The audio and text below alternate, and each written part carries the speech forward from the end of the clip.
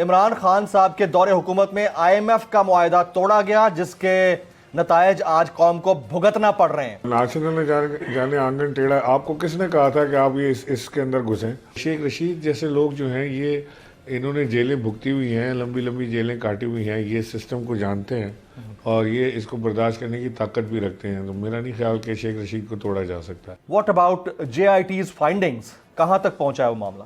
Case کے حوالے سے کوئی پیش رفت نہیں جو ہے وہ ہو رہی, اور فرسٹ ویک میں ہیئرنگ ہونی تھی لیکن ابھی تک جو ہے وہ اس کے حوالے سے بھی کچھ نہیں آیا. تو افسوسناک رویہ ہے, پہلے اس طرح میرے شوہر کا بے امانہ قتل اور اس کے بعد اب میری کردار کشی کی جا رہی ہے تاکہ میں انصاف نہ لے سکوں. سب سے پہلے تو یہ بتائیے گا کہ کیس ہے کیا ان کے خلاف؟ تفتیش نہیں کی گئی, کبھی سوال نہیں پوچھا گیا, صرف ایک ہی بات کہی جاتی ہے کہ آپ اپنی پولیٹیکل جو ایفیلیشنز ہیں ان کو چینج کریں. شیخ صاحب نے بالکل یہ واضح طور پر کہا ہے کہ میں عمر کے اس حصے میں اپنی وفاداریاں تبدیل نہیں کرنا چاہتا. آئی ایم ایف نے ہمیں کیا دیا اور آئی ایم ایف ہم سے کیا کنڈیشنز منوانا چاہتا ہے؟ پچھلے 5 سال سے آئی ایم ایف کے ساتھ جو طے شدہ ایگریمنٹ ہے اس کی خلاف ورزیاں ہو رہی ہیں. ہماری معیشت جس چوراہے پہ کھڑی ہے اس کے پاس اچھی چوائسز کوئی نہیں. سبسکرائب کریں اور بیل دبائیں تاکہ کوئی خبر رہ نہ جائے.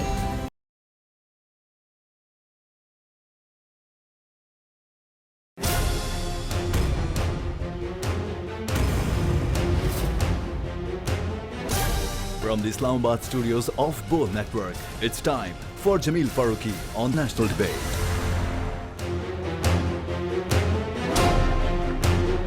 Good evening. Welcome to National Debate. معروف یونانی فلاسفر پلاٹو یعنی افلاطون نے کہا تھا کہ جمہور کی سیاست کیچڑ کی سیاست ہے. پلاٹو نے کہا تھا کہ جمہوریت کی سیاست ایک دوسرے کے اوپر کیچڑ ڈالنے کی سیاست ہے. وہ پلاٹو جو کہنا چاہتے تھے وہ تو کہہ گئے, اور وہ شاید آج سے صدیوں پہلے کی بات تھی, لیکن صادق آتا ہے پاکستان جیسے تھرڈ ورلڈ کے اندر. ہم دیکھ رہے ہیں کہ ایک دوسرے کے اوپر کیچڑ اچھالا جاتا ہے, بیانات داغے جاتے ہیں, ایک دوسرے سے نفرت کا اظہار کیا جاتا ہے, لیکن اس کا تمام تر نقصان کسے ہوتا ہے؟ شاید سیاستدانوں کو نہیں ہوتا, شاید ڈیموکریسی کو بھی نہیں ہوتا ہوگا, خود جمہور کو ہوتا ہے. اور جمہور آج فیس کر رہے ہیں, یعنی 300% ادویات میں قیمتوں میں اضافے کی سمری, اور ہو سکتا ہے کہ اگلے دن اقتصادی رابطہ کمیٹی اس کو اپروو کر دے, اور اس کا خمیازہ تمام تر کس کو بھگتنا پڑے گا؟ جمہور کو بھگتنا پڑے گا. جمہور کو یہ بھگتنا پڑ رہا ہے ہیومن رائٹس وائلیشنز کا خمیازہ. سیاستدانوں کو شاید اس کا نقصان اتنا نہ ہو, لیکن کس کو بھگتنا پڑ رہا ہے؟ ایک عام آدمی کو بھگتنا پڑ رہا ہے. مہنگائی اپنی جگہ پر ہے, اکنامک کرائسس, پولیٹیکل کرائسس, لوگوں کو ایمبولینس لے جانے کے لیے راستے نہیں مل پا رہے ہوتے جب احتجاج ہو رہے ہوتے ہیں. لیکن اس کرائسس سے نکالنا کس نے ہے؟ اگر سسٹم ہی ڈیموکریٹک ہے تو نکالنے والے بھی ڈیموکریٹس ہی ہونے چاہیے, لیکن حالات اس سے یکسر مختلف ہیں. آج کی نیشنل ڈیبیٹ میں اسی پر بات چیت ہوگی.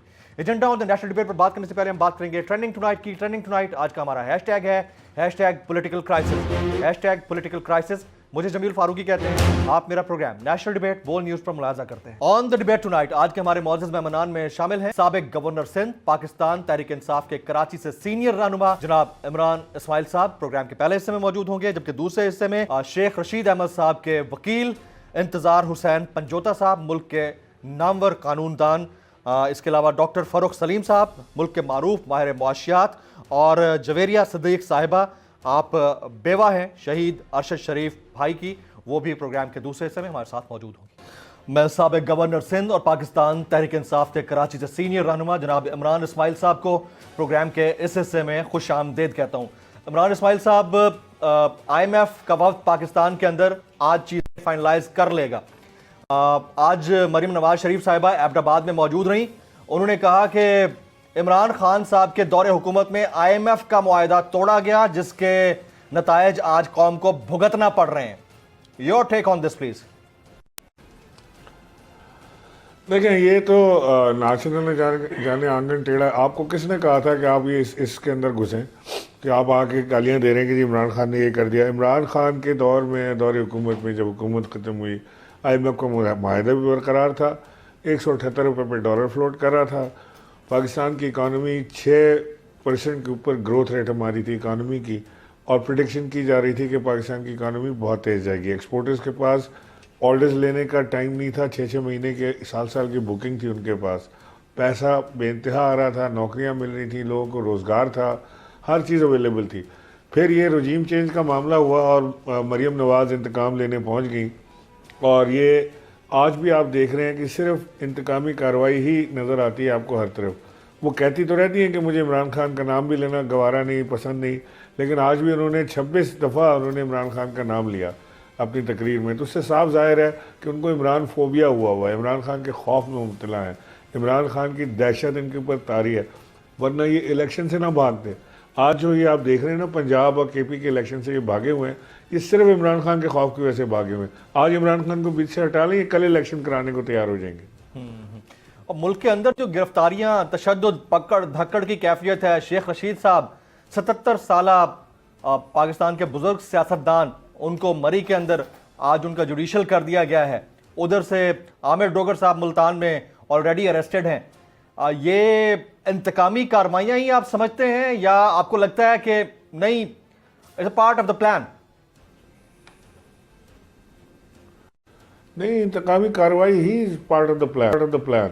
یہ شیخ رشید جیسے بزرگ سیاستدان کو لے جا کے دھکے اس کو دے رہے ہیں، اور اس دن اس کی ٹانگ میں چوٹ لگی تو ہی واز ریسٹنگ ان کے اوپر، ایک سپاہی کے اوپر، تو اس کا بڑا انجوائے کیا مریم نے اور مذاق اڑایا کہ ابھی آنسو نکل گئے ایک دفعہ میں ہی. اور اس کے بعد ہم دیکھیں گے فواد چودھری اپنے بچوں کے ذکر کے اوپر آبدیدہ ہو گئے تو اس کے اوپر ان کو بڑی خوشی ہو رہی تھی.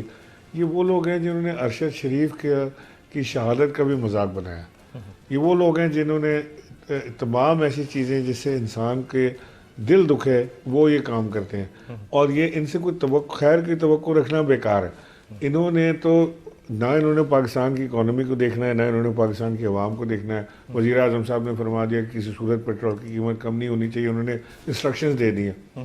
تو انہوں نے تو ابھی آئی ایم ایف کے آگے گھٹنے کیا ٹیکنے ہیں، انہوں نے تو ابھی لیٹ جانا ہے. اور جو معاہدہ یہ کر رہے ہیں آئی ایم ایف سے، اس کو نہیں بھر پائے گی پاکستان کی قوم. ابھی آپ نے پیٹرول کے پرائسز اوپر لے جانے ہیں، لیوی مزید لگانی ہے، گیس کے پرائسز ڈبل کرنے ہیں، آپ نے ٹیکسز میں اضافہ کرنا ہے.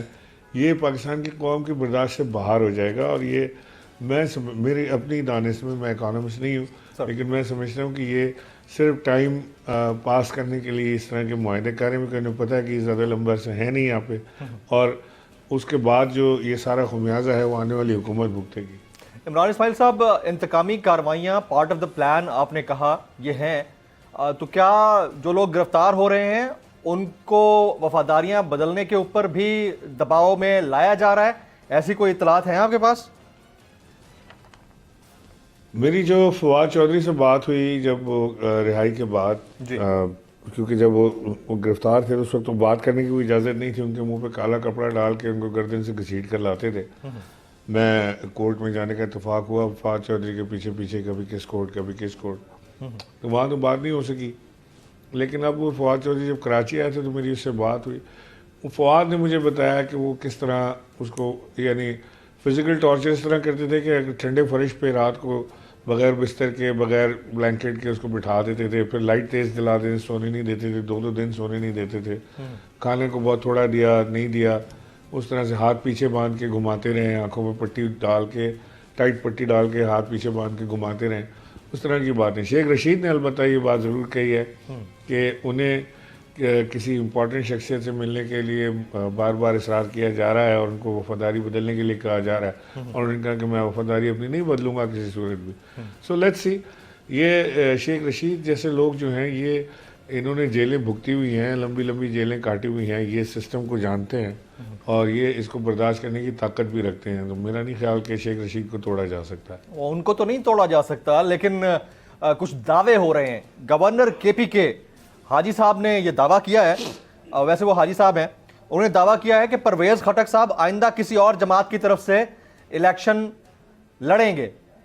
کیا پرویز خٹک صاحب کی پارٹی کے ساتھ روابط درست نہیں ہیں، یا پھر یہ شوشہ چھوڑا جا رہا ہے تاکہ تحریک انصاف کے اندر ڈیوائیڈ پیدا کی جائے؟ دیکھیں، تحریک انصاف کے اندر ڈیوائیڈ اگر آنی ہوتی نا تب تک آ چکی ہوتی. پرویز خٹک عمران خان کے درینہ ساتھیوں میں سے ہیں، ان کے سپاہی ہیں، اور میری تقریباً ڈیلی بیسس پہ ان سے بات چیت ہوتی ہے پرویز خٹک سے، اور وہ مضبوطی کے ساتھ کھڑے ہیں. وہ پارٹی کو مضبوط کریں، الیکشن کی ڈیٹ کا انتظار کریں. یہ اگر ان کو اتنی ساری چیزیں پتہ ہیں، الیکشن کی ڈیٹ دے دیں، اور بقول ان کے پرویز خٹک کہیں اور سے لڑیں گے تو پھر پارٹی ٹوٹ جائے گی, سامنے نظر آ جائے گا. تو اس میں ڈر کس چیز کا ہے؟ یہ مجھے تو یہ بتا دیں جمیل کہ یہ خوف کس چیز کا ہے, یہ کیوں الیکشن سے بھاگ رہے ہیں, یہ کون سی سیاسی جماعت ہے جو الیکشن سے بھاگتی ہے؟ ہر جگہ یہ الیکشن سے رائے فرار اختیار کرتے ہیں اور اس کے بعد کہتے ہیں کہ جی پی ٹی آئی کے ٹکڑے ہو رہے تھے, بڑی پی ٹی آئی کی فکر لگی ہوئی ہے ان کو کہ پی ٹی آئی کے ٹکڑے نہ ہو جائیں, لہٰذا الیکشن نہیں کراتے کہ پرویز خٹک کہیں اور نہ چلا جائے. کمال کی مزے کا خیز بات ہے. نہیں, خوف تو اتنا ہے کہ ان کی حکمراں جو اس وقت پارٹی کے اندر تو ہوں گی کسی پوزیشن پہ, لیکن وہ حکمرانی میں نہیں ہے. بہرحال وہ جب تقریر کر رہی ہوتی ہیں تو آڈینس نہیں دکھائی جاتی, صرف ان کے اوپر کیمرہ رکھا جاتا ہے. تو خوف تو اتنا ہے کہ کہیں آڈینس میں پکڑا نہ جائے کہ کتنے لوگ اس کے اندر موجود ہیں. تو یہ تو خوف اپنی جگہ پر بہرحال ہے, لیکن سوال یہاں پر یہ بھی ہے کہ کیا واقعی پی ٹی آئی کے اندر کوئی خدا نہ خواستہ ایسی رفٹ ہے جس کی وجہ سے یہ اس طرح کے دعوے کر رہے ہیں, اور ایک کانسٹیٹیوشنل پوسٹ ہے ان کے پاس, گورنر کے پی کے کے پاس. تو آپ اس کو نگیٹ کریں گے کہ ایسا کچھ نہیں ہے؟ نہیں دیکھیں, میں خود گورنر رہ چکا ہوں, تو گورنر کو اس طرح کے بیانات سے گریز کرنا چاہیے, لیکن یہ بیچاروں کو شاید اندازہ بھی نہیں ہے کہ وہ کہاں کس کرسی پر بیٹھے ہوئے ہیں. کبھی وہ کہتے ہیں کہ جی میں ایجنسیوں سے آئی ایس آئی سے یا ایجنسیوں سے پوچھ کے تاریخ دوں گا, کبھی وہ اسٹیبلشمنٹ سے, سوری آئی ایس آئی سے نہیں, اسٹیبلشمنٹ سے پوچھ کے میں تاریخ دوں گا, اور کبھی وہ کہتے ہیں کہ جی وہ میں پی ڈی ایم سے پوچھ کے تاریخ دوں گا. بھائی آپ گورنر ہیں, آپ کا آئینی وہ اختیار ہے کہ آپ وہ تاریخ دیں الیکشن کی. اس آئین میں صاف لکھا ہوا ہے کہ governor shell announce the debt of election prior of forming this interim government. لیکن وہ گورنر صاحب ٹس سے مس نہیں ہو رہا ہے. آئین میں جو لکھا ہوا ہے اس کی دھجیاں اڑائی جا رہی ہیں, کورٹس خاموش ہیں, اور اداروں کی سپورٹ حاصل ہے ان کو. ہمیں سمجھ سے باہر ہے کہ یہ کس طرح سے کس نیچ پر پاکستان کو لے جانا چاہتے ہیں. ہم اب بھی یہ سمجھتے ہیں کہ اس وقت پاکستان کی جو بقا کی جنگ ہے وہ صرف عمران خان اکیلا لڑ رہا ہے, اور اس کے علاوہ مجھے نہیں نظر آتا کہ کوئی بھی سیاسی جماعت جو ہے وہ پاکستان کی بقا کی جنگ لڑ رہی ہو. ہمارے پاس اس وقت it's a matter of survival کہ خدا نہ خواستہ اللہ نہ کرے کہ پاکستان پہ ایسا وقت آئے کہ پاکستان کو بہت ہی مزید مشکلات کے اندر جانا پڑے. لیکن صاف نظر آ رہا ہے کہ جو سلپیج ہے, اکنامک سلپیج ہے, جس میں پاکستان پھسلتا جا رہا ہے اس دلدل کی طرف جو نیچے ایک بڑی کھائی کی صورت میں موجود ہے. آج فیکٹریاں بند ہو رہی ہیں. میں آپ کو یہ یعنی صرف لفاظی نہیں آپ سے کہہ رہا, فیکٹریاں بند ہو رہی ہیں. ملٹی نیشنل فارماسیوٹیکل کمپنیز نے اناؤنس کیا ہے کہ دے میں shut down their production because ان کے پاس را مٹیریل نہیں ہے. اور جو ہے بھی تو گورنمنٹ آف پاکستان نے جو ریٹ رکھے ہیں اس پر دوائیاں نہیں بیچ سکتے. وہ ڈالر کی ریٹ کہاں سے کہاں چلے گی. نہیں سر, بات اس سے آگے بڑھ چکی ہے عمران اسماعیل صاحب. میں نے اپنی آنکھوں سے ای سی سی کل جو ہے منظوری دینے جا رہی ہے 300% جو پرائسز ہیں وہ ادویات کی, لائف سیونگ ڈرگز پلس دیگر ڈرگز کی, وہ بڑھانے کی تجویز دی گئی ہے, اور ای سی سی اس کے اوپر کل سائن کر سکتی ہے. 300% نہ بھی ہو, اگر 150% بھی ہو گیا تو بہت عام آدمی کا تو خدا نہ خواستہ جنازہ نکل جائے گا. سر عام آدمی کا کام نہیں رہا پاکستان میں. عام آدمی جو ہے وہ اس قدر پریشان ہے کہ وہ اس کی سمجھ نہیں آ رہی ہے کہ کیا ہوگا. 40 روپے 50 روپے پیٹرول پہ یکدم بڑھا جاتے ہیں. دوائیوں پہ آپ نے کہا کہ 300% کی سمری گئی ہے, تو اللہ جانے کس طرف پاکستان کو لے جانے. صحت کارڈ انہوں نے بند کیے صرف اس لیے کہ وہ عمران خان اس سے پاپولیرٹی گین کر رہے تھے. لوگوں کی جو آسانی تھی اس کو بند کیا. مریم نواز کی آڈیو اس میں موجود ہے, آپ دیکھ سکتے ہیں. وہ صرف اس لیے بند کیا گیا, اور ادھر سے دوائیوں کے پیسے بڑھا رہے ہیں, ادھر لوگوں سے سہولت واپس لے رہے ہیں. یہ کون سی سیاست کرنے جا رہے ہیں؟ یہ کون سے سیویئر آ گئے پاکستان کو بچانے؟ یہ کون سے لٹیرے آ گئے پاکستان کے اندر؟ ہم نے تو کبھی نہیں دیکھا. لیکن بہرحال یہ ظلم کی رات بہت لمبی نہیں ہے. پاکستانیوں کے لیے خوشخبری یہ ہے کہ عمران خان ابھی اس طاقت میں اور اس جذبے کے ساتھ وہ موجود ہیں اپنی جگہ پہ کہ انہوں نے ایک نیا پاکستان, ایک ابھرتا ہوا ایک شاندار چمکدار پاکستان بنانا ہے. اور اسی خواب کو لے کر آپ اور ہم اور سارے لوگ جو ہیں وہ آج بھی اس امید کے ساتھ وابستہ ہیں کہ اسی پاکستان کی مٹی سے انشاءاللہ ہم سونا نکالیں گے. Very right. آپ نے بلین ٹری سونامی کا پروجیکٹ لانچ کیا, سکسیسفل رہا. آج مریم نواز شریف صاحبہ نے ایبٹ آباد کے اندر یہ کہا کہ نہ جانے وہ بلین ٹری سونامی کے جو درخت ہیں کون سی سلیمانی ٹوپی پہن کر پھر رہے ہیں کہ ہمیں نظر ہی نہیں آتے, یا تو یا تو وہ درختوں سے سلیمانی ٹوپی اتار دیں یا مریم بی بی کو جا کر وہ دکھا دیں اگر ان کو نظر نہیں آ رہے تو. عمران اسماعیل صاحب دیکھیں وہ کہتے ہیں نا کہ وہ جانے نہ جانے گلی نہ جانے باغ تو سارا جانے. وہ ادھر ہمیں ایوارڈ مل رہے ہیں وہ بلین ٹری سونامی کے اوپر انٹرنیشنل اسٹینڈرڈ کے جو انوائرمنٹل ایجنسیز ہیں وہ ایوارڈز دے رہی ہیں اس پروگرام. ورلڈ اکنامک فورم مجھے اچھی طرح یاد ہے, ورلڈ انوائرمنٹل فورم اور ورلڈ اکنامک فورم دونوں نے ورلڈ اکنامک فورم کے اوپر بھی یہ ساری بات ہوئی اور وہاں پہ ایوارڈ دیے گئے اس کو پاکستان کے پروگرام کو. اور باقاعدہ یہ کہا گیا کہ پاکستان سے اس انوائرمنٹ کی بہتری کے لیے جو انہوں نے کام کیا اس کو سیکھنا چاہیے, دوسرے ملکوں کو سبق لینا چاہیے. ہم نے باقاعدہ پیپرز بنا کے پڑوس ممالک کو سب کو اپنا پروگرام ہم نے شیئر کیے ہیں ان ممالک سے جن کو اس چیز کی ضرورت تھی. وہ مریم کو یہاں نظر ہی نہیں آتے, ان کو صرف بلین ٹری سونامی نہیں, ان کو بلین ڈالر نظر آتے ہیں جو پاکستان سے نوچ کھسوٹ کے وہ لوگ پاکستان سے باہر لے جاتے ہیں اور اپنی امپائرز بناتے ہیں.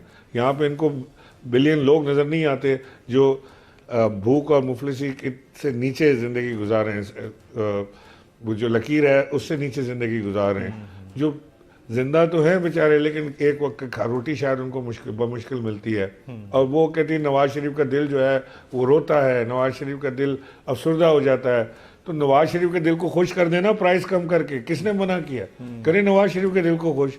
نواز شریف کا دل افسردہ ہوتا ہے, یہاں قیامت ٹوٹ جاتی ہے لوگوں کی. پھر نواز شریف کا دل افسردہ ہوتا ہے, پھر پیٹرول بم کرا دیا جاتا ہے. پھر نواز شریف جب رنجیدہ ہو جاتے ہیں پھر دوائی کے پیسے 300% بڑھا دیتے ہیں. یہ کیا تماشا مذاق لگا کے رکھا ہے پاکستان کے ساتھ. سر بڑا میں امپورٹنٹ اب سوال آپ سے پوچھنے جا رہا ہوں. دیکھیں پاکستان کی پولیٹیکل ہسٹری ہے, ہمیشہ یہ ہوتا رہا ہے کہ جب بھی کوئی پولیٹیکل پارٹی ضرورت سے زیادہ پاپولر ہوتی ہے تو اس کا سبسٹیوٹ ڈھونڈا جاتا ہے. پاکستان کی تاریخ میں ہم دیکھتے رہے الائنسز بنتے ہیں. اس وقت بھی مختلف پولیٹیکل پارٹیز کے سینئر رہنما وہ نالاں دکھائی دیتے ہیں. بعض گشت یہ ہے کہ ایک اور پولیٹیکل پارٹی ایمرج ہو سکتی ہے. آپ کو ایسا لگتا ہے؟ دیکھیے میں بھی رہا ہوں یہ ساری چیزیں ہوتے ہوئے, لیکن میں سمجھتا ہوں شاہد خاقان عباسی کی طرف آپ کا اشارہ ہے اور مفتاح اسماعیل وغیرہ. دیکھیں اب تو ایک اور صاحب ناراض ہو گئے نا, سابق گورنر کے پی کے سردار مہتاب عباسی صاحب, وہ بھی ناراض ہوئے پڑے. سردار مہتاب عباسی جی. تو ممکن ہے نئی پارٹی بننے کا یہ انڈیا ہو یا کوئی ایسی چیز ہو رہی ہو, لیکن شاہد خاقان عباسی کا جو ایک سٹانس ہے نا وہ بڑا ٹھیک سٹانس ہے. اور وہ پاکستان میں نے تو نہیں دیکھا آج تک کسی نے لیا ہو. اور وہ سٹانس یہ ہے کہ وہ یہ جو نواز شریف, اس کے بعد شہباز شریف, اس کے بعد حمزہ نواز, اس کے بعد مریم نواز, اور پھر صفدر نواز, اور پتہ نہیں کون کون سے نواز جن کو نوازے وہ سارے 85 معاونین خصوصی پلس وزراء نواز, یہ سارے انہوں نے کہا کہ جی میں ڈائنسٹک پالیٹکس میں نہیں چل سکتا, میں مریم نواز کے نیچے کام نہیں کر سکتا. وہ از اے سینئر انف پرسن, اور میرا خیال ہے کہ ہی ہیز شون کریج کہ جو بات انہوں نے کی ہے یہ بڑی زبردست ہے. اور یہ بات دیگر جماعتوں میں, پیپلز پارٹی میں بھی اور پی ایم ایل این میں بھی, اور مزید لوگوں کو اس بارے میں سوچنا چاہیے کہ وہ ہمیشہ اسی تنخواہ پہ کام کریں گے, کیونکہ وہ نواز شریف کے خاندان سے نہیں ہے, چاہے وہ جتنے بھی سینئر ہو جائیں. عمران اسماعیل صاحب انتخابات ہوتے ہوئے دیکھ رہے ہیں آپ کے پی کے اور پنجاب کے اندر 90 روز جو کہ کانسٹیٹیوشنل ٹائم فریم ہونا چاہیے. بالکل انتخابات, مجھے کوئی شک نہیں ہے کہ انتخابات ہوں گے. مجھے کوئی شک نہیں ہے کہ کورٹس اس کی فوری طور سے تاریخ جاری کرنے کا حکم دیں گے الیکشن کمیشن آف پاکستان کو.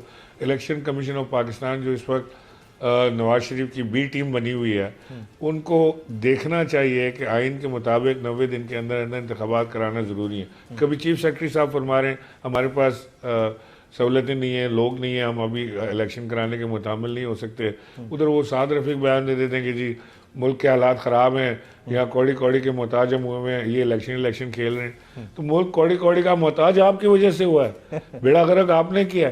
17 ارب روپے خزانے میں تھے جس دن عمران خان اپنی ڈائری اٹھا کے پرائم منسٹر ہاؤس سے باہر نکلے ہیں. اب ذرا آپ کے انتہائی قریبی دوست ماضی کے فیصل واوڈا صاحب کی بات کرتا ہوں. انہوں نے کہا کہ عمران خان صاحب پتہ نہیں کون سے دروازوں پر دستک نہیں دے رہے, لیکن آواز ان کی سنی نہیں جا رہی, اور میں یہی ان کو منع کرتا تھا کہ اس نہج تک نہ جائیں.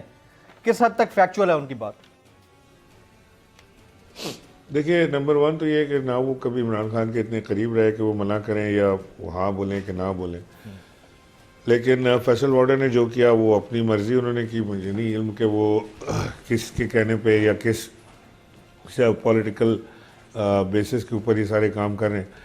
لیکن یہ میں آپ کو بتا دوں کہ عمران خان نے کسی دروازے پہ دستک نہیں دی سوائے اپنے رب کے. وہ اپنے اللہ کے سامنے جھکتا ہے، اپنی عوام سے رابطہ رکھتا ہے، اور وہ بغیر کانسپریسی تھیوریز کے، بغیر کسی چیز کے وہ سیدھا سیدھا چلتے ہیں. تو ہم نے نہ کسی دروازے پہ دستک دی ہے، نہ ہی ہم نے کوئی کسی اور در پہ جا کے حاضری بھری ہے. عمران خان کو جب سے گولی لگی ہے وہ اپنے زمان پارک کے گھر میں بیٹھے ہیں، کیونکہ ڈاکٹرز کا انتظار کر رہے ہیں کہ انہیں اجازت دیں کہ وہ اپنی مہم پہ باہر نکل سکیں. اور یہ جتنے بھی لوگ اس طرح کے ہیں جو یہ اس طرح کی باتیں کر رہے ہیں، آپ کو بھی سمجھ آتی ہے، ہم کو بھی سمجھ آتی ہے کہ وہ کہاں بیٹھے ہوئے ہیں. Absolutely correct. سابق گورنر سندھ پاکستان تحریک انصاف کراچی کے عمران اسماعیل صاحب ہمارے ساتھ موجود تھے. خواتین و حضرات، ایک بریک کے بعد جب واپس آئیں گے دیگر پینلسٹ ہمارے ساتھ ہوں گے اور بڑے امپورٹنٹ میٹرز، 2 اہم میٹرز ہیں. پہلا، پاکستان کے اندر انسانی حقوق کی سنگین خلاف ورزی، اور دوسرا اکنامک کرائسس. ان دونوں میں سے نکل کیا رہا ہے آج کے پاکستان کے لیے؟ After this break.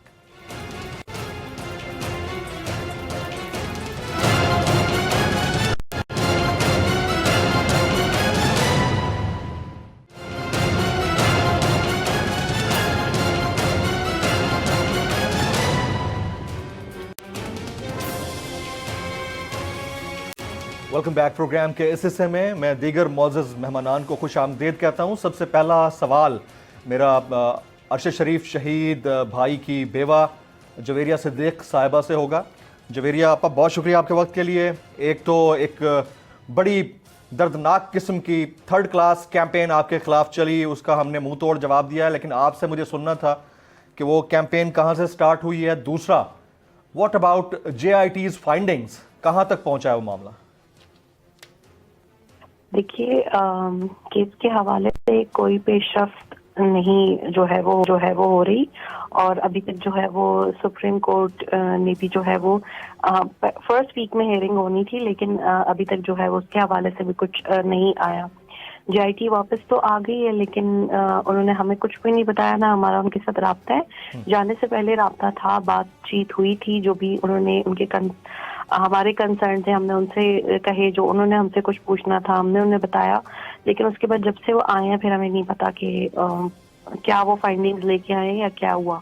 اور پھر اس دوران یہ ہوا کہ میں تھوڑا سا اپنی جو صحافتی ذمہ داریاں ہیں وہ کرنا شروع کی. تو اس میں یہ ہے کہ میں ورک فرام ہوم ہی کرتی ہوں شروع سے، اور جب سے میری شادی ہوئی تھی تو میں پرنٹ اور ڈیجیٹل کے لیے جو ہے وہ میں گھر سے ہی کنٹریبیوٹ کرتی ہوں. تو بس اس کے بعد سے میں نے یہ دیکھا کہ ایک پوری سیاسی جماعت جو ہے وہ میرے خلاف مہم چلانا شروع ہو گئی. باہر کے ملک میں ان کے جو عہدیدار ہیں انہوں نے ٹویٹس کیے، اور یہاں پر جو ان کے ٹرولز اکاؤنٹ ہیں یا ان کی بی ٹیم ہے اس نے بھی ٹرینڈ کرنا شروع کر دیا، جو کہ بہت افسوس ناک تھا. کیونکہ میں اکتوبر سے اپنے گھر میں ہی ہوں، اور میں مطلب زیادہ تر جو قانونی کام بھی ہیں وہ گھر سے ہی کر کے دے رہی ہوتی ہوں. اور اس ساری ٹائم پیریڈ میں جو کہ میری ہسبینڈ کی مارننگ کا پیریڈ ہے، وہ تو اب خیر لائف ٹائم رہے گا، یہ بہت بڑا صدمہ ہے. لیکن جو شرعی طور پر ہے وہ میں بالکل شرعی طور پر اس کو فالو کر رہی ہوں. تو مجھ پہ بہتان تراشی، کردار کشی اور مذہبی جذبات کو بھاڑنے کی کوشش کی گئی.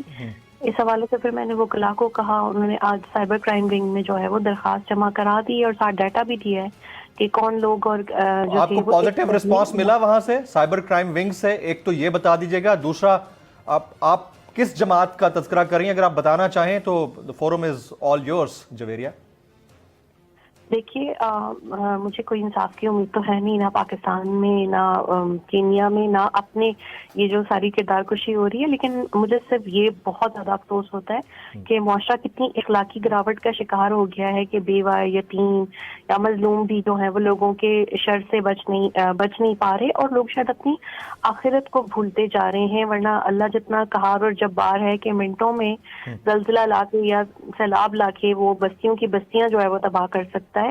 تو اسی طرح اگر کسی مظلوم کی جو ہے وہ عرش تک پہنچ گئی تو پھر یہ مکافات عمل ان لوگوں کے ساتھ بھی ہوگا. کیونکہ ایسا نہیں ہوتا کہ اگر फिरौन हैं या जो भी वक्त के जाबिर हुक्मरान हैं उनके लिए कोई मूसा अलैहिस्सलाम जो है वो ना आए।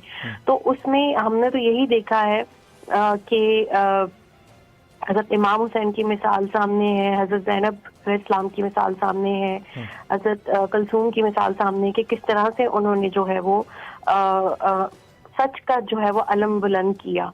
तो मेरा सबसे यही कहना है कि कोई भी जो है ऐसी चीज़ ना जो है वो फैलाया करें जिसकी हकीकत ना हो। चले आम सोशल मीडिया सार्फिन से तो क्या गिला करना, यहाँ तो मीडिया के लोग उस चीज़ को वो करने लग जाते हैं। और आपने ये देखा होगा कि आप हैं या एक दो और नामी गिरामी एक्टर्स के अलावा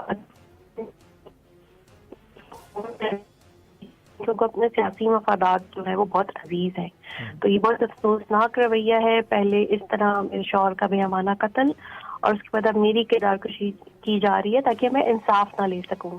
we expect the best from the institutions of Pakistan. Javeria साथ रहिएगा। मैं ज़रा इंतज़ार हुसैन साहब हमारे साथ मौजूद हैं। इंतज़ार हुसैन पंजोता साहब ये लॉयर हैं और टीम को हेड कर रहे हैं जो शेख रशीद साहब के केस को देख रही है। पंजोता साहब बहुत शुक्रिया आपके वक्त के लिए। सबसे पहले तो ये बताइएगा कि केस है क्या उनके खिलाफ, और मेरी इतलात ये है कि उनको शदीद नफ्सियाती और जहनी दबाव में रखा जा रहा है ताकि वो वफादारियां बदल सके, और इसका इजहार उन्होंने खुद भी किया है।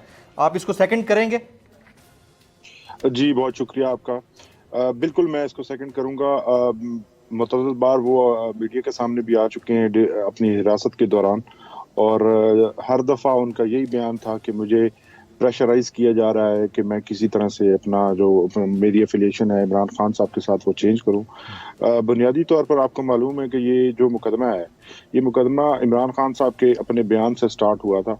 इमरान खान साहब ने जब ये कहा कि मेरी जान को ख़तरा है और इसकी जो कंस्पिरेसी है वो आसिफ जरदारी साहब ने कुछ दहशतगर्द तंजीमों को पैसे देकर उनकी जिम्मेदारी लगाई है कि मुझे कत्ल किया जाए। आपको ये भी मालूम है कि खान साहब की जान के ऊपर पहले जिस तरह से वजीराबाद में एक इंसिडेंट हुआ था, तो ये कोई शक की बात नहीं है कि इस किस्म का जो वाक़या है दोबारा से रिपीट किया जा सकता है। शेख रशीद साहब का एक पॉलिटिकल मौक़िफ़ है, वो वाज़ेह तौर पर इमरान खान साहब के साथ हमेशा से खड़े रहे हैं, और उनका ये कहना है, और मजिस्ट्रेट के सामने पेश हों या किसी भी अदालत में जहाँ भी उनको लेकर जाया गया, उन्होंने हमेशा एक ही स्टांस रखा है। उन्होंने कहा है कि मुझ पर प्रेशर ये डाला जा रहा है, इस मुकदमे की बाबत मुझसे आज तक कोई तफ्तीश नहीं की गई, कभी सवाल नहीं पूछा गया, सिर्फ एक ही बात कही जाती है कि आप अपनी पॉलिटिकल जो एफिलिएशंस हैं उनको चेंज करें। जबकि क्या ये कहना है दूसरी पॉलिटिकल पार्टी के साथ जुड़ने का कहा जा रहा है उनको?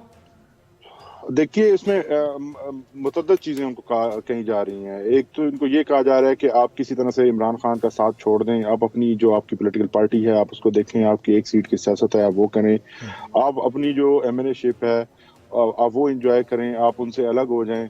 या इसके अलावा भी आज जो है वो कुछ और बयानात भी आए हैं जिसके मुताबिक ये है कि उन्हें शायद ये कहा जा रहा है कि एक ग्रुप बनाया जाए जो शायद पीटीआई के अंदर से निकलेगा और उस ग्रुप को ये हेड करें या उसका हिस्सा बने। और शेख साहब ने इससे बिल्कुल इनकार कर दिया है। शेख साहब ने साफ साफ कह दिया कि मैं नहीं मानूंगा। जी शेख साहब ने बिल्कुल ये वाज़ेह तौर पर कहा है कि मैं उम्र के इस हिस्से में अपनी वफादारियां तब्दील नहीं करना चाहता, और मैं इमरान खान साहब के नज़रिए और इमरान खान की सियासत के साथ खड़ा हूँ। ये मुझे जान से भी मार दें, ज़्यादा से ज़्यादा यही कर सकते हैं, मैं फिर भी जो है वो झुकूंगा नहीं। मैं अपना जो मेरा नज़रिया है उसके ऊपर कायम हूँ। इमरान खान साहब हक पे हैं और वो मैं हक का साथ दूंगा। Very right. आप हमारे साथ मौजूद रहिएगा। इंतज़ार हुसैन पंजोता साहब, मेरे पास इंतहाई अहम सवाल है आपसे पूछने के लिए, लेकिन उससे पहले डॉक्टर फ़ारूक सलीम साहब, आज पॉलिसी लेवल टॉक्स एंड हो जाएंगे, रात में किसी भी वक्त अनाउंसमेंट हो जाए, शायद अगले दिन हो कि आईएमएफ ने हमें क्या दिया और आईएमएफ हमसे क्या कंडीशंस मनवाना चाहता है। मरियम बीबी आज के दिन एबटाबाद में ये कह गई हैं कि इमरान खान साहब ने मुआहदा तोड़ा आईएमएफ का, जिसके नतीजे में हमें ये मामलात देखना पड़ रहे हैं और महंगाई जो है उसी का शख्साना है। इसके ऊपर आप कमेंट करना चाहेंगे डॉक्टर साहब? देखिए जो हकायक हैं वो ये हैं कि जो आईएमएफ का एग्रीमेंट तय पाया था वो 2019 का ये पैकेज है। उस वक्त पीटीआई की हुकूमत थी जब ये आईएमएफ का पैकेज जो है वो तय पाया था। 9th रिव्यू इस वक्त चल रहा है। 9वां रिव्यू जो है وہ چل رہا ہے. شرائط جو ہیں وہ سب پرانی ہیں, 2019 والی شرائط ہیں. اس کو ریویو کیا جا رہا ہے 9th ٹائم ابھی جو ہم دیکھ رہے ہیں. پچھلے 5 سالوں میں آپ سوچئے کہ 6 وزرائے خزانہ ہم نے دیکھے ہیں ہوتے. 4 وزرائے خزانہ تو پہلے جو 44 مہینے تھے پی ٹی آئی کی حکومت کے, اس کے دوران تبدیل ہوئے. جب بھی ایک نیا وزیر خزانہ آتا ہے, ایک نئی ٹرک کی بتی کے پیچھے لگاتا ہے, اور ہم نے دیکھا کہ اس دوران کچھ ماہ کے لیے آئی ایم ایف کا جو پروگرام ہے وہ سسپینشن میں چلا جاتا ہے. اس کا نقصان جو ہے وہ 23 کروڑ پاکستانیوں کو اٹھانا پڑتا ہے. جو نواں ریویو ہے 9th ریویو, یہ اکتوبر اور نومبر کے مہینے میں طے پا جانا چاہیے تھا. اس میں بھی وہی غلطی ہوئی جو پہلے ہوئی تھی. ایک ریویو تھا, اس کو جو اس کی جو خلاف ورزی ہوئی وہ فروری کی 28 تاریخ مجھے یاد آتی ہے, جب وزیر خزانہ, جب وزیر اعظم ہمارے عمران خان صاحب ہوتے تھے, انہوں نے پہلے اگریمنٹ طے پا گیا تھا, اور پھر 28 تاریخ کو آ کے انہوں نے اعلان کر دیا کہ وہ پیٹرول کے اوپر سبسڈی دے رہے ہیں, جو اس پروگرام کی خلاف ورزی تھی. تو معاملات ہیں زیادہ لمبے ہیں. پچھلے 5 سال سے آئی ایم ایف کے ساتھ جو طے شدہ اگریمنٹ ہے اس کی خلاف ورزیاں ہو رہی ہیں, اور اس کی خلاف ورزیوں کے نتیجے میں نقصان پاکستان کو, اور پاکستان میں جو 23 کروڑ پاکستانی رہنے والے ہیں ان کو اس کی بڑی ایک قیمت چکانی پڑتی. تو ظاہر ہے کہ ایک تو کمپلائنس نہیں ہوئی, دوسرا پولیٹیکل انسٹیبلٹی بھی ایک فیکٹر ہے. لیکن آپ کیا دیکھ رہے ہیں, ایس پی آئی کس حد تک جا سکتا ہے آنے والے دنوں میں؟ اس پروگرام میں تو ظاہر ہے جانا ہی ہے اور جانا پڑے گا اور چلے بھی جائیں گے. آفٹر شاکس کیا ہوں گے اس کے؟ دیکھیے 2 ایگزامپل ہمارے سامنے ہیں 2 ممالک کی, ایک سری لنکا ہے, ایک بنگلہ دیش ہے. سری لنکا جو ہے وہ ڈیفالٹ ہونے کے بعد آئی ایم ایف کی طرف بھاگا. تو پاکستان کو آئی ایم ایف کا حصہ تو بننا ہے, چاہے وہ ڈیفالٹ سے پہلے ہو ڈیفالٹ کے بعد ہو. بنگلہ دیش نے ایک عقل مندی یہ کی تھی کہ ان کے پاس جب کوئی 44 ارب ڈالر کے فورن ایکسچینج کے ذخائر تھے اور وہ گرنا شروع ہوئے اور وہ 33 ارب ڈالر تک ہٹ کیے ہیں, تو بنگلہ دیش بھاگا آئی ایم ایف کے پاس گیا, اور کچھ ہی دن پہلے اس نے کوئی 5 ارب ڈالر کا لگ بھگ ایک پیکج آئی ایم ایف کے ساتھ جو ہے وہ سائن کر لیا ہے. تو 2 ایگزامپل ہمارے سامنے ہیں, ایک سری لنکا اور ایک بنگلہ دیش. اب آپ نے کہا کہ ایگریمنٹ کے بعد کیا ہونے والا ہے, اس کے اثرات کیا ہوں گے. دیکھیے اس وقت ہماری معیشت جس چوراہے پہ کھڑی ہے اس کے پاس اچھی چوائسز کوئی نہیں. ایک چوائس یہ ہے کہ ہم آئی ایم ایف کا حصہ بن جائیں, دوسری چوائس یہ ہے کہ ہم آئی ایم ایف کے پروگرام کا حصہ نہ بنے. اگر آئی ایم ایف کے پروگرام کا حصہ بن جاتے ہیں تو پھر میں آپ کو یقینی سے یہ کہہ سکتا ہوں کہ ڈیفالٹ کا خطرہ جو ہے وہ مکمل طور پہ ٹل جائے گا. لیکن جو مہنگائی کا بوجھ ہے, جو پاکستان میں رہنے والوں کے اوپر مہنگائی کا بوجھ ہے, یہ مزید بڑھ جائے گا, انبیئریبل ہوگا, زیادہ مشکل ہوگا وہ. جی ابھی حکومت ہمیں بتا رہی ہے کہ مہنگائی کی شرح کوئی 25-26% ہے. اس میں میرے تخمینے کے مطابق اب 10 سے 15% مزید اضافہ کر لیں تو ہم کہیں 35% کی شرح جو ہے مہنگائی کی, اس کا چیلنج ہمیں فیس کرنا پڑے گا. اگر ایسا ہم نہیں بنتے تو پھر ڈیفالٹ کا خطرہ بہت بڑا ہو جاتا ہے, اور ڈیفالٹ کے نتیجے میں پھر آپ دیکھیے گا کہ پیٹرول اور ڈیزل کی قلت, ادویات کی قلت, کھانے کی چیزیں بنائیں, کوکنگ آئل کی قلت ہو جائے گی, اور مہنگائی بڑی تیزی سے بڑھے گی. تو دونوں جو چوائسز ہیں وہ مشکل ہیں, ان کے نتیجے میں پاکستان کے اوپر یا پاکستانیوں کے اوپر بوجھ مزید بڑھے. ویری رائٹ, یعنی دونوں آپشنز ہیں, آگے کنواں پیچھے کھائی, لیکن ایک میں تھوڑی سی بچت یہ ہے کہ اس میں آپ جو ہے وہ ڈیفالٹ سے بھی بچ جائیں گے, اور قلت کی وجہ سے جو مزید بحران آئے گا اس سے بچ پائیں گے. بالکل ٹھیک ہے, ساتھ رہیے گا. سر جویریہ آپا, ہے تو ہمارا سسٹم, ظاہر ہے اس سے ہم نکل تو نہیں سکتے, اسی سسٹم میں رہتے ہوئے چیزوں کو ہمیں فورسی کرنا ہوتا ہے. کافی دنوں سے یہ چیزیں چل رہی ہیں آپ کے ساتھ, آپ کی فیملی کے ساتھ, تو یہ فرمائیے گا کہ آپ نظام انصاف سے کوئی توقع رکھتی ہیں اس وقت کہ آپ کو کوئی انصاف مل سکے گا, نہیں ملے گا؟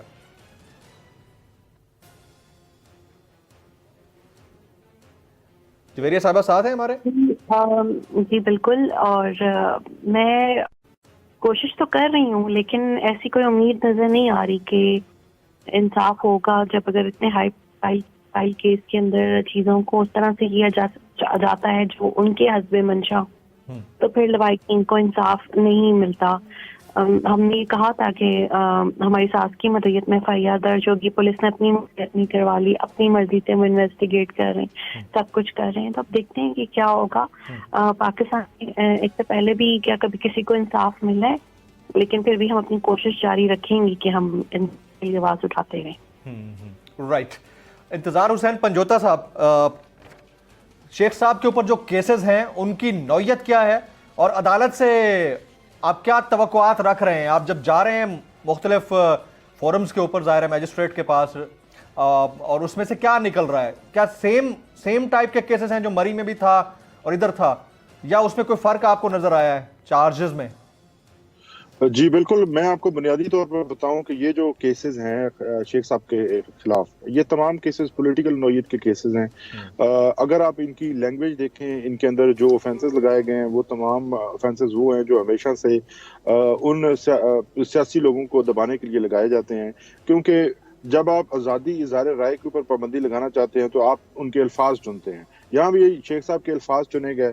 अल्फाज के अंदर ऐसी बात, कोई भी ऐसी बात आप ये नहीं कह सकते कि कोई क्राइम कमिट हुआ है। बेसिकली ये जो पहला मुकदमा था, इस मुकदमे की अगर मैं थोड़ी सी आपको हिस्ट्री बताऊं तो इसमें थोड़ा सा ये था कि ये जब बयान खान साहब की तरफ से आया तो शेख साहब ने एज इट इज इसको अप्रूव किया और ये कहा कि मैं चूंकि खान साहब के नजरिए को मानता हूँ, लिहाजा खान साहब जो भी बात कहेंगे वो मैं उसको सच तस्लीम करता हूँ। इसके ऊपर जब उन्होंने बल्कि बोल का ही कोई एक प्रोग्राम था जिसके अंदर शेख साहब ने ये फरमाया था, उसके बाद एक इनिशियल इंक्वायरी स्टार्ट की गई पुलिस की जानिब से। हमने उस इंक्वायरी को before Islamabad high court challenge किया और इस्लामाबाद हाई कोर्ट ने उस इंक्वायरी और उसकी प्रोसीडिंग्स और उस नोटिस को जिसके जरिए शेख साहब को तलब किया गया था उसको सस्पेंड फरमा दिया। लेकिन यहाँ पे इंटरेस्टिंग बात यह है कि अपारा पुलिस के अंदर इतनी हिम्मत और जुर्रत पैदा होगी कि वो इस्लामाबाद हाई कोर्ट के ऑर्डर के खिलाफ तौहीन अदालत करते हुए उन्होंने एक FIR जो है वो दर्ज कर ली, और न सिर्फ दर्ज की बल्कि इस्लामाबाद की हदूद से बाहर जाकर पंजाब के अंदर जहां पर शेख साहब अपने घर पे मुकीम थे, आधी रात को 400 के करीब पुलिस का एक कंटिंजेंट, हैवी कंटिंजेंट लेकर गए और घर पे डाकुओं की तरह उनकी दीवारें फलांग कर, खिड़कियां तोड़कर दरवाजे तोड़कर अंदर घुस गए और जिस तरह से उनके मुलाजमों को जूद खूब किया। और इसके अलावा शेख साहब को जिस तरह से मेल ट्रीट किया, एक बुजुर्ग तरीन सियासतदान जिसकी तकरीबन 16 के करीब जो वजारतों पर आए, मुख्तलिफ वजारतों पर, और अगर ये कहा जाए कि इस सब कॉन्टिनेंट का सबसे सीनियर पार्लियामेंटेरियन है इस वक्त, तो इसमें भी कोई दो आरा नहीं होगी। तो उनके साथ जो सलूक किया जा रहा है ये बेसिकली तो पॉलिटिकली मोटिवेटेड सलूक है। आपको जो मैंने पहले भी कहा था थोड़ी देर पहले कि शेख साहब की वफादारी को तब्दील करने की ऑफर्स की जा रही हैं। शेख साहब को ये कहा जा रहा है कि किसी भी तरह से आप इमरान खान का साथ छोड़ दें। आज की अगर मैं आपको बात बताऊं कि आज शेख साहब की एडिशनल डिस्ट्रिक्ट एंड सेशन जज इस्लामाबाद के सामने हमने बेल आर्ग्यू की है। उस बेल के अंदर जब हमने लीगल ग्राउंड्स उठाई और उसके अलावा जो हमारे फैक्चुअल ग्राउंड्स भी थी, जो उसमें ग्लेयरिंग इलीगैलिटीज थी, जब हमने वो सारी पॉइंट आउट की तो जो क्वेश्चंस कोर्ट की तरफ से प्रोसिक्यूटर साहब की तरफ गए वो बड़े इंटरेस्टिंग थे। उनके जवाबात बहुत इंटरेस्टिंग थे। पूरा मीडिया वहां पे था, सारे रिपोर्टर्स ने उसको रिपोर्ट किया कि इनफैक्ट कोर्ट में हुआ क्या है। एक भी सवाल का जवाब वो हमारे नहीं दे सके। एक भी ऐसी चीज जो इंक्रिमिनेटिंग इन नेचर हो इस केस के अंदर मौजूद नहीं थी। इस केस के जो सारे मंदरजात हैं वो ही किसी क्रिमिनल केस को बनाने के लिए नाकाफी हैं। इसके अंदर जो प्रोसेस कानून का जरूरी था, ड्यू प्रोसेस ऑफ लॉ, वो प्रोसेस मुकम्मल नहीं किया गया। उसके बावजूद सिर्फ एक खदशे की बुनियाद पर कि हो सकता है कि शेख साहब दोबारा इस ऑफेंस को रिपीट करें, ये एक ऐसी चीज है कि अब आप लोगों के दिमागों, लोगों की सोचों के ऊपर आप पाबंदी लगाना चाहती हैं। ये एक शायद मेरी नजर में तो इस किस्म का केस पहले कभी नहीं गुजरा कि आप ये कहते हैं कि आपके दिमाग के अंदर अगर कोई सोच है तो उसकी भी आप गारंटी दें। तो ये तो गारंटी देना जो है वो शायद किसी भी पाकिस्तानी के लिए या किसी जी शऊर इंसान के लिए मुमकिन ही नहीं है कि वो अपने दिमाग की सोच बताए कि अगले जो वाकयात होंगे उसके ऊपर वो किस तरह से उसके ऊपर वो किस हद से असरअंदाज हो सकेगा। और ये मतलब थोड़ा सा लॉजिकल नहीं बनती बात। बहरहाल यही हमारा सिस्टम है, इसी को हमें फेस करना है। जनाब इंतजार हुसैन पंजोता साहब, शेख रशीद साहब के वकील, लॉयर्स टीम के हेड, हमारे साथ बहुत शुक्रिया। जवेरिया सिद्दीक साहिबा, आप बेवा हैं अरशद शरीफ शहीद भाई की, आपने वक्त निकाला, आपका बहुत शुक्रिया। اور ہمارے ساتھ ڈاکٹر فاروق سلیم صاحب ملک کے معروف ماہر معاشیات تھے، انہوں نے وقت نکالا، ان کا بہت بہت شکریہ۔ بڑی خبر جو نکل کے آئی ہے، ایک تو یہ کہ جویریہ آپا اس نظام انصاف سے بڑی مایوس دکھائی دیتی ہیں، اور ساتھ ساتھ انتظار حسین پنجوتا صاحب نے کھل کر کہا ہے کہ شیخ صاحب کی وفاداریاں تبدیل کرنے کے لیے ان کے اوپر بڑا نفسیاتی اور ذہنی دباؤ ہے، اور شدید دباؤ کے باوجود وہ ڈٹے ہوئے ہیں کہ انہوں نے پیچھے نہیں ہٹنا ہے۔ تو اوورال جو ملک کی سچویشن ہے اس میں ایک طرف ہمیں ہیومن رائٹس وائلیشن کا معاملہ دیکھنا پڑ رہا ہے، دوسری طرف اکنامک کرائسس ہے، اور ان دونوں کے بیچ کے اندر جو مین چیز ہے وہ ہے پولیٹیکل انسٹیبلٹی، اور اس کو فیس کرنا پڑ رہا ہے۔ اس سے کب ہم باہر نکل پائیں گے آنے والا وقت فیصلہ کرے گا۔ نیشنل ڈیبیٹ سے اتنا ہی، جمیل فاروقی کو اجازت دیجیے گا۔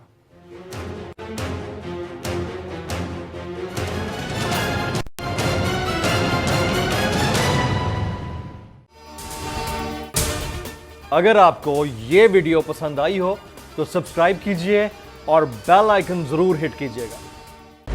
خون ناحق بہت پی چکی یہ زمین، اب کوئی دن میں یہ خون اگلنے کو ہے، ختم ہو جائے گی یہ تماشا گری، وقت پلٹے گا روزے جزا کی طرح۔ یہ جو پشاور میں تازہ لہو ہے بہا، ایک قیامت کرے گا فلک پر بپا۔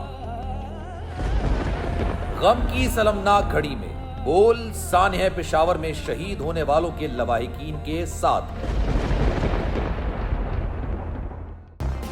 سبسکرائب کریں اور بیل دبائیں تاکہ کوئی خبر رہ نہ جائے۔